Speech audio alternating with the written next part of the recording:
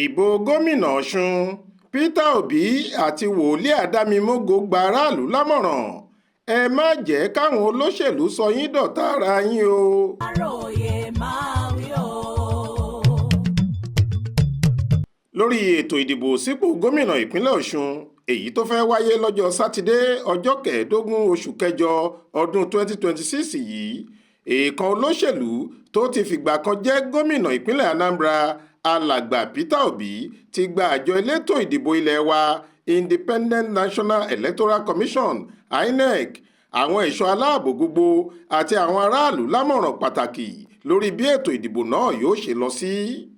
Bákan náà ni òjíṣẹ́ Ọlọ́run àti olùfilọ́lẹ̀ ìjọ Christ Apostolic Church CAC Adámimógo Grace of Mercy Prayer Mountain Worldwide wòlíì Sam Olúalọ́ tọ́pọ̀ èèyàn mọ̀ sí wòlíì Adámimógo ti sọ̀rọ̀ lórí ohun tíjọba àti aráàlú gbọ́dọ̀ ṣe lásìkò ìdìbò yìí àti lẹ́yìn rẹ̀.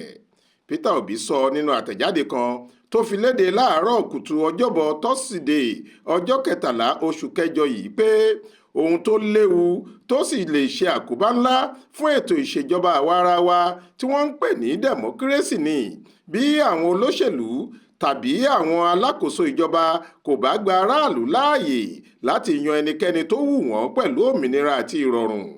Ó ní ètò ìdìbò tó dúró re nìkan ló bófin mu tí kò sì ní fa kọ́nú-ń-kọ́họ lẹ́yìn ọ̀rẹ̀yìn. Òbí ní àwọn èèyàn ìpínlẹ̀ Ọ̀ṣun gbọ́dọ̀ lómìnira fàlàlà láti yan ẹni tí wọ́n fẹ́ kó tukọ̀ ìpínlẹ̀ wọn.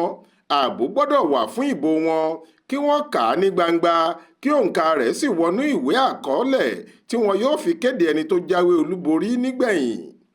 Nígbà tó ń báwọn aráàlú ìpínlẹ̀ Ọ̀ṣun sọ̀rọ̀ ó ní ẹ̀yin lẹ́ni ìpínlẹ̀ Ọ̀ṣun gbogbo àwọn tọ́rọ̀ kàn sì gbọ́dọ̀ bọ̀wọ̀ fún ẹ̀tọ́ tẹ́ ẹ ní lábẹ́ òfin láti yan ẹni tó bá wù yín sípò olórí láìsí ìbẹ̀rù tàbí kíkóni ní papámọ́ra kankan.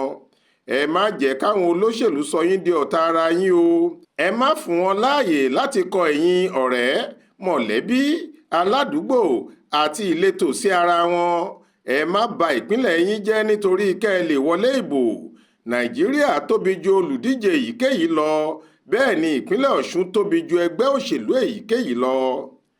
Lẹ́yìn náà ni Peter Obi gba àjọ INEC àtàwọn ọlọ́pàá lámọ̀ràn pé wọ́n gbọ́dọ̀ dúró láì dá sí tọ̀túntòsì kí wọ́n má sì ṣe figbá kan bọ̀kan nínú lásìkò ètò ìdìbò yìí.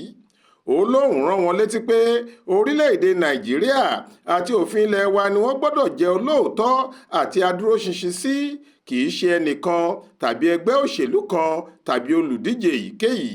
Ọ̀rọ̀ tó jọra pẹ̀lú èyí náà ni wòlíì Sam Olúalọ́ sọ nígbà tó ń gba àwọn olùdìbò àti àwọn aráàlú lámọ̀ràn lórí ètò ìdìbò sípò gómìnà Ọ̀ṣun èyí tó kù ọjọ́ méjì báyìí.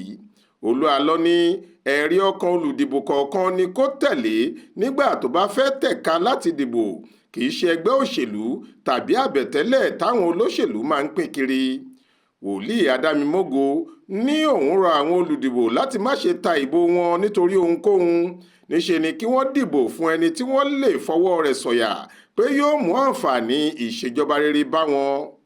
Lásìkò ètò àdúrà àti ààwẹ̀ ọdọọdún rẹ̀ èyí tó wáyé ní ilé ìjọsìn ńlá Adámimógo Jesus City Camp tó wà lágbègbè Lẹ́kí nípìnlẹ̀ Èkó òjíṣẹ́ Ọlọ́run náà sọ fáwọn ọ̀dọ́ tí wọ́n wà nípìnlẹ̀ Ọ̀ṣun láti ṣọ́ra wọn kí wọ́n má ṣe jẹ́ kí àwọn olóṣèlú sọ wọ́n di ohun èlò fún ìwà jàǹdùkú nítorí ọmọ ọlọ́mọ làárán níṣẹ́ dé tòrutòru kí wọ́n má sì ṣe dáná ìjọ̀gbọ̀n kankan sílẹ̀ lásìkò ìdìbò àti lẹ́yìn tí ètò náà bá ti parí.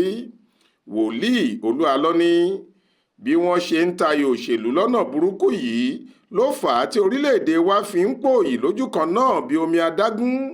Ẹ ronú jinlẹ̀ dáadáa kẹ́ ẹ sì rí i pé èèyàn tó lè mú ìtẹ̀síwájú wá bá ìpínlẹ̀ Ọ̀ṣun lẹ dìbò yín fún. Ẹ dìbò pẹ̀lú ẹ̀rí ọkàn yín. Ẹ má dìbò nítorí owó. Tẹ́ ẹ bá dìbò fún àwọn tí wọ́n ń há owó fún yín kẹ́ ẹ ti mọ̀ pé tí wọ́n bá wọlé owó tí wọ́n ná yẹn ni wọ́n á kọ́kọ́ jí kó nínú owó ìjọba tó yẹ kẹ́ ẹ jàǹfààní rẹ̀. Olóṣèlú èyíkéyìí tó jẹ́ tipátipá ló takú láti wọlé ó yẹ kẹ́ ẹ ti mọ̀ pé irú ẹni bẹ́ẹ̀ kò lérò rere kan fún ìpínlẹ̀ yín. mo sì gba ẹ̀yin olùdìbò lámọ̀ràn láti má ṣe fi ẹ̀tanú dìbò. Ojú ọ̀run tó ẹyẹ fò láì fapá kanra. Mo gbàdúrà fún àánú àti ààbò àti ìtọ́sọ́nà Ọlọ́run lórí gbogbo yín o. Báyìí ni wòlíì Sam Olúalọ́ kádìí ọ̀rọ̀ àmọ̀ràn rẹ̀. Faith Adébọ́lá ló ṣàkójọ ìròyìn yìí tó sì kà á sétí ìgbọ́ yín fún Aláròyé.